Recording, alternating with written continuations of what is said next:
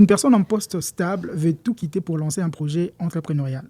Quels sont les bons réflexes à avoir avant de sauter le pas? Les bons réflexes, c'est de se questionner sur son why, sur son pourquoi. Pourquoi est-ce que réellement on veut faire ça?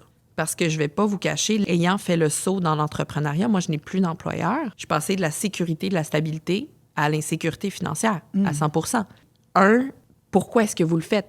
Est-ce que vous le faites juste parce que c'est cool d'être entrepreneur? Est-ce que vous le faites juste parce que vous croyez que ça va vous donner des... Parce que ce mode de vie est tellement valorisé. On voit sur les médias sociaux des gens qui sont comme « Moi, je suis toujours à la plage, je fais de l'argent, revenu passif, j'ai les yeux fermés puis je fais de l'argent. Je vis la liberté financière et donc c'est pour ça que je vais être entrepreneur. » Attention, vous risquez de tomber de haut parce que c'est pas ça la réalité. Ça peut être la réalité, mais je crois profondément que ça peut pas être le motif de pourquoi vous faites le saut.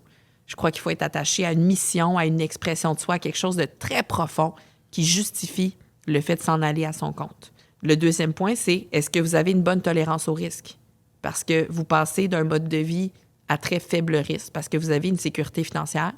Là, vous n'avez pas de sécurité financière. Est-ce que vous êtes réellement prêt à vivre avec ça? Est-ce que votre système nerveux et votre corps ont envie de vivre ça au quotidien?